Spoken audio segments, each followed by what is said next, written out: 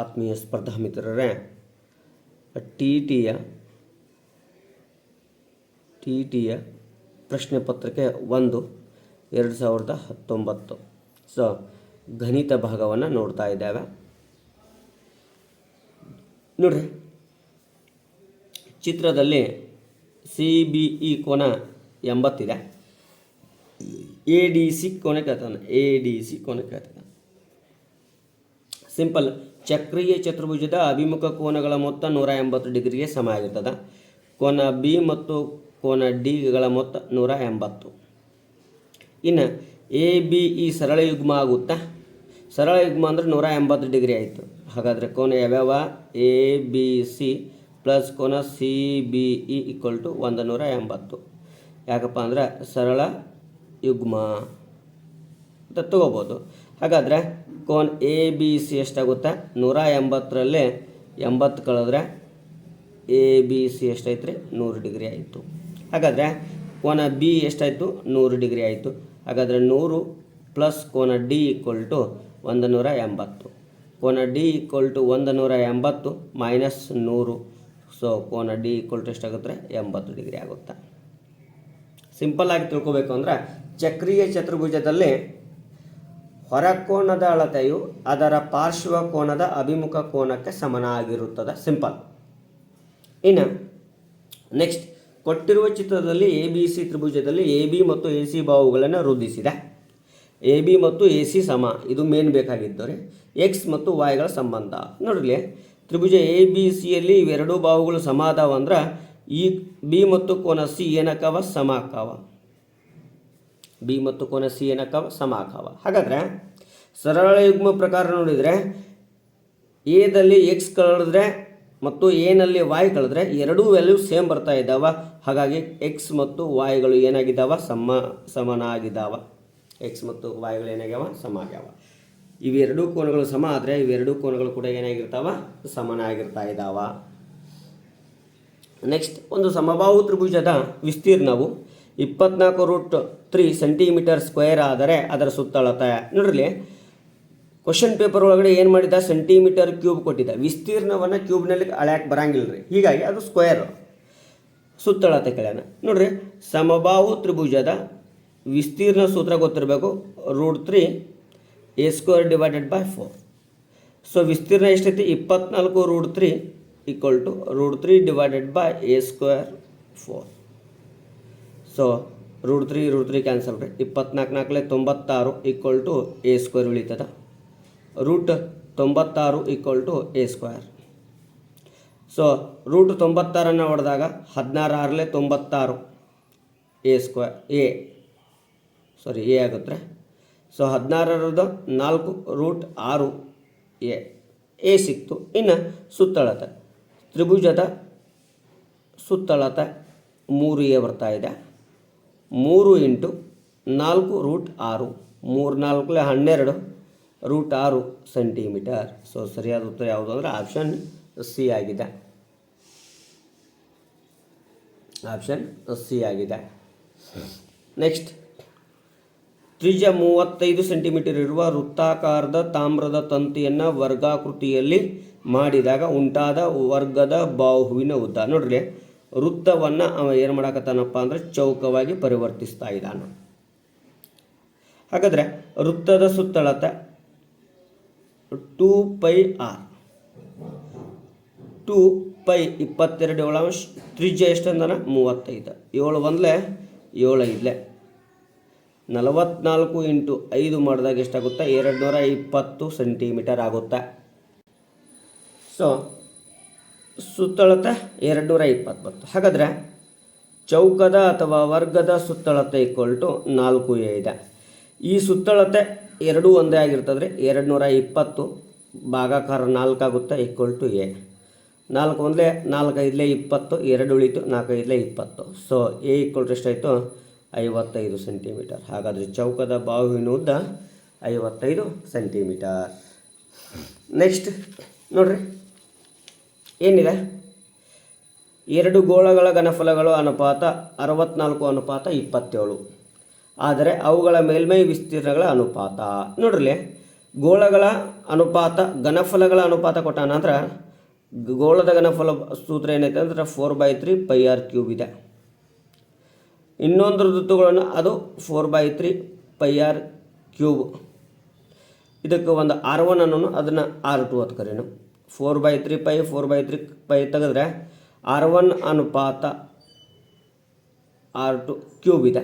So R1 ಅನುಪಾತ R2 ಮಾಡಿದಾಗ 64ರ ಘನಮೂಲ 4, 27ರ ಘನಮೂಲ 3. ಹಾಗಾದರೆ ತ್ರಿಜ್ಯಗಳ ಅನುಪಾತ ಸಿಕ್ತು. ಇನ್ನು ವಿಸ್ತೀರ್ಣವನ್ನು ನೋಡಿದಾಗ ಏನಿದೆ 4πr² ಇದೆ. ಇನ್ನೊಂದ್ರದ್ದು R1 ಅನ್ನೋಣ 4πr², ಇದನ್ನು R2 ಅನ್ನೋಣ. 4π ತೆಗೆದುಬಿಟ್ರೆ R1² ಅಂದರೆ 4√2, R2² ಅಂದರೆ 3√2, 16:9. ಸರಿಯಾದ ಉತ್ತರ ಆಪ್ಷನ್ ಡಿ. ನೆಕ್ಸ್ಟ್ ನೋಡಿ ಹೀಗಿದೆ 9(2)x389. ಈ ಸಂಖ್ಯೆ 11ರಿಂದ ಭಾಗವಾಗಬೇಕಾದರೆ ಎಕ್ಸ್ನ ಬೆಲೆ. ಇಲ್ಲಿ ಒಂದು 11ರ ಭಾಗಸ್ಥ ನಿಯಮ ಗೊತ್ತಿರಬೇಕು.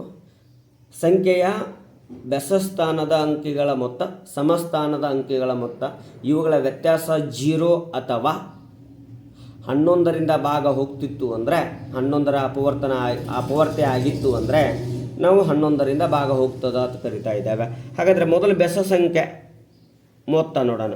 9, 3, 2 ಎಷ್ಟಾಗುತ್ತಪ್ಪ ಅಂದ್ರೆ 14 ಆಯಿತು. ಇನ್ನು ಸಮಸಂಖ್ಯೆಗಳ ಮೊತ್ತ ನೋಡಿದಾಗ ಸಮಸಂಖ್ಯೆ ಸ್ಥಾನಗಳ x8, x + 9 17 + x ಆಗುತ್ತೆ. 17ರಲ್ಲಿ 14 ಕಳೆದ್ರೆ 3 + x. ಹಾಗಾದರೆ 3 + x ಎಷ್ಟಾಗಬೇಕು? 11 ಆಗಬೇಕು. 3ಕ್ಕೆ ಎಷ್ಟು ಕೂಡಿಸಿದ್ರೆ 11 ಆಗುತ್ತೆ? 8 ಕೂಡಿಸಿದ್ರೆ 11 ಆಗುತ್ತೆ. 3 + 8 = 11. ಇದು 11ರ ಅಪವರ್ತೆ ಆಗೈತೆ. 11 1 11 ಎಸ್ ಪೂರ್ಣವಾಗಿ ಭಾಗ ಹೋಗ್ತಾ ಇದೆ. ಹಾಗಾದರೆ ಎಕ್ಸ್ ವ್ಯಾಲ್ಯೂ 8. ನೆಕ್ಸ್ಟ್ ಸಿಂಪಲ್ ಆಗಿ ತಗೋತೀನಿ ರೀ. ಏನು 856 ಅಂದರೆ ಎಕ್ಸ್, 167 ಅಂದರೆ ವೈ.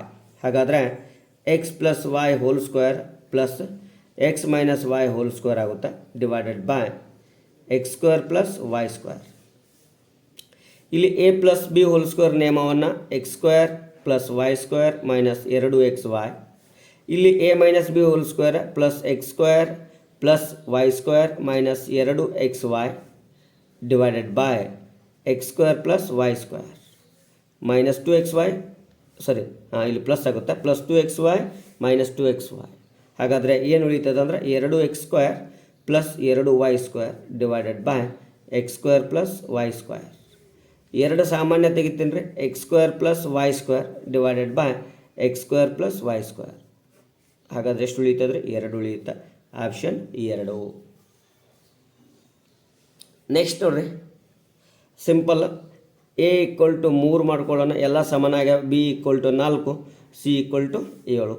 ಹಾಗಾದರೆ a ಅಂದರೆ 3 + 4 + 7 ಭಾಗಲೆ 7, 14 ಭಾಗಲೆ 7, 7 1 7 2.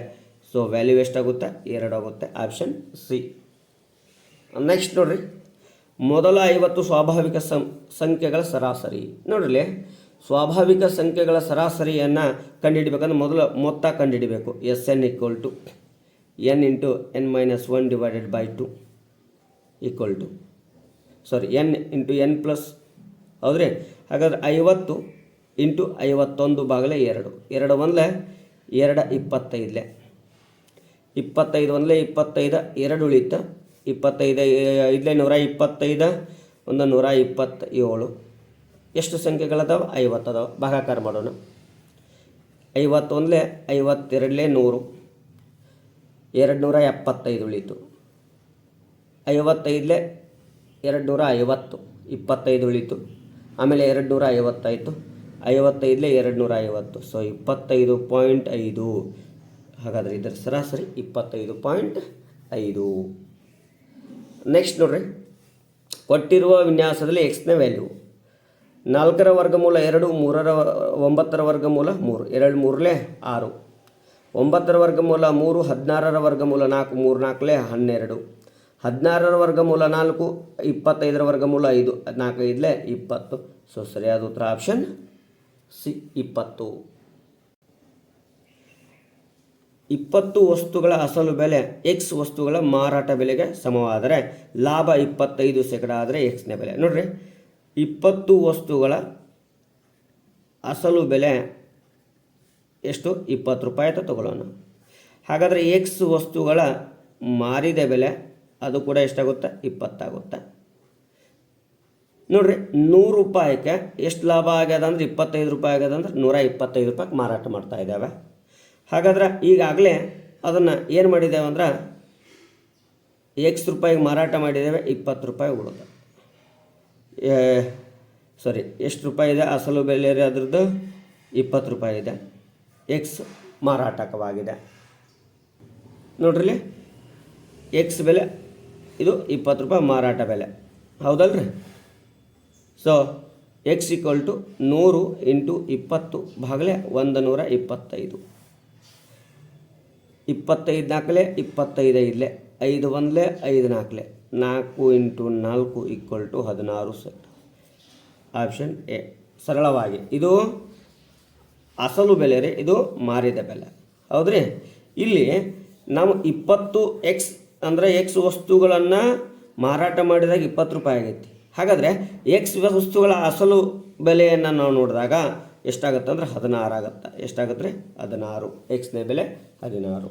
ನೆಕ್ಸ್ಟ್ ನೋಡಿರಿ, ರೂಟ್ 41 ಹಾಗೆ ಇಟ್ಕೊತಾ ಇದ್ದಾನೆ, ಮೈನಸ್ ರೂಟ್ 21 ಹಾಗೆ ಇಟ್ಕೊಳ್ತಾ ಇದ್ದಾನೆ, ಮೈನಸ್ ರೂಟ್ 19 ಹಾಗೆ ಇಟ್ಕೊಳ್ತಾ ಇದ್ದಾನೆ. 9ರ ವರ್ಗಮೂಲ 3. ಇನ್ನು ರೂಟ್ 41 ಹಾಗೆ ಇಟ್ಕೊಳ್ತಾ ಇದ್ದಾನೆ, ಮೈನಸ್ ರೂಟ್ 21 ಹಾಗೆ ಇಟ್ಕೋತೇನೆ ರೀ. 19ರಾಗ 3 ಹೋದರೆ 16, 16ರ ವರ್ಗಮೂಲ 4 ಮೈನಸ್ 4.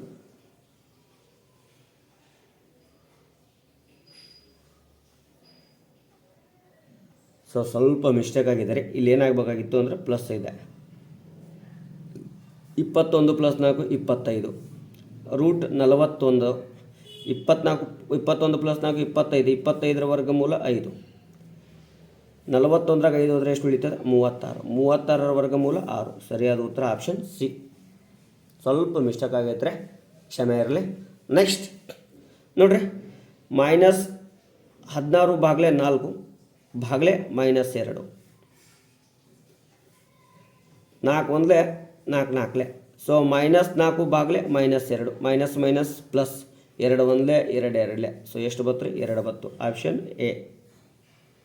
ಇನ್ನು 64 ಸೆಂಟಿಮೀಟರ್ ಘನಫಲವನ್ನು ಹೊಂದಿರುವ 2 ವರ್ಗಗಳ ಘನಗಳನ್ನು ಮುಖಗಳನ್ನು ಸೇರಿಸಿದಾಗ ನೋಡ್ರಿ, ಈ ರೀತಿ ಇದ್ದಂತಹ 2 ಘನಗಳನ್ನು ಸೇರಿಸ್ತಾ ಇದ್ದಾರ, ಅವಾಗ ಇಲ್ಲಿವರೆಗೆ ಬರ್ತ್ಬೋದು ರೀ. ಅದು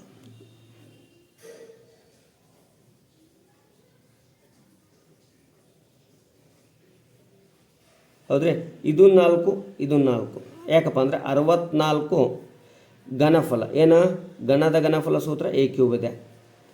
ಎ ಈಕ್ವಲ್ ಟು 64ರ ಘನಮೂಲ 4. ಹಾಗಾದರೆ ಇದು 4 ಇದು 4. ಇನ್ನು ಎತ್ತರನೂ 4 ಅಗಲನೂ 4. ಹಾಗಾದ್ರೆ ನೋಡ್ರಿ, ಎಲ್ 4 ಪ್ಲಸ್ 4 8 ಆಯಿತು, ಬಿ 4 ಆಗುತ್ತೆ, ಎತ್ತರ ಕೂಡ 4 ಆಗುತ್ತೆ. ಆಯತಘನದ ಘನ ಏನೋ ಮೇಲ್ಮೈ ವಿಸ್ತೀರ್ಣ, ಆಯತಘನದ ಪೂರ್ಣ ಮೇಲ್ಮೈ ವಿಸ್ತೀರ್ಣ ಸೂತ್ರ ಗೊತ್ತಿರಬೇಕು. 2 into bracket L into B plus B into H plus H into L.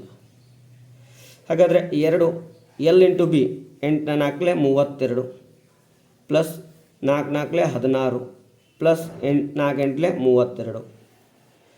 2 into 2 4 6 8 8 2 10 1 ಉಳಿಯಿತು, 3 1 4 5 5 3 8. So 80 into 2 ಅಂದರೆ 160 ಸೆಂಟಿಮೀಟರ್ ಸ್ಕ್ವೇರ್. Option C. ಇದು 10ನೇ ತರಗತಿಯ ಘನ ಮತ್ತು ಘನಫಲ ಪಾಠದಲ್ಲಿ 1ನೇ ಲೆಕ್ಕನೇ ಇದೆ, 1ನೇ ಅಭ್ಯಾಸದಲ್ಲಿ. ನೋಡ್ರಿ, ಪ್ರತಿ ಗಂಟೆಗೆ 72 ಕಿಲೋಮೀಟರ್ ಜವದಲ್ಲಿ ಚಲಿಸುತ್ತಿರುವ ಒಂದು ರೈಲು 250 ಮೀಟರ್ ಉದ್ದದ ಪ್ಲಾಟ್ಫಾರ್ಮನ್ನು 26 ಸೆಕೆಂಡ್ಗಳಲ್ಲಿ ದಾಟುತ್ತದೆ. ಹಾಗಾದರೆ ರೈಲಿನ ಉದ್ದವೆಷ್ಟು? ನೋಡ್ರಿ, ರೈಲು 26 ಸೆಕೆಂಡ್ ತೊಗೊಳಕತ್ತಿದೆ, ಹೌದ್ರಿ? ಹಾಗಾದರೆ ಆ ರೈಲಿನ ಉದ್ದ ಕೇಳ್ತಾ ಇದ್ದಾನ. ನೋಡ್ರಿ, 72 ಕಿಲೋಮೀಟರ್ ಸ್ಪೀಡ್ ಹೋಗ್ತಾ ಇದೆ. ಹಾಗಾದರೆ ಕಿಲೋಮೀಟರಿಂದ ಸೆಕೆಂಡಿಗೆ ಪರಿವರ್ತನೆ ಮಾಡ್ಕೊಂಡಾಗ 5/18 ಆಗುತ್ತೆ. 8 1 18 1 18 4 4 5 20 ಮೀಟ್ರ್ ಪರ್ ಸೆಕೆಂಡ್. 1 ಸೆಕೆಂಡಿಗೆ ಎಷ್ಟು? 20 ಮೀಟ್ರ್ ಹೋಗ್ತಾ ಇದೆ. ಹಾಗಾದರೆ 20 × 26 ಸೆಕೆಂಡ್ ತಗೋತಾ ಇದೆ. 26 1 26 0 0 26 2 52. ಹಾಗಾದರೆ 52 ಮೀಟ್ರ್ ಹೋಗೈತಿ ಅಂದಂಗಾಯಿತು. 520 ಮೀಟ್ರ್ದಾಗ 250 ಮೀಟ್ರ್ ತೆಗೆದ್ರೆ 270 ಮೀಟ್ರ್ ಉಳಿತಾ ಇದೆ. ಸೊ ರೈಲಿನ ಉದ್ದ 270 ಮೀಟರ್.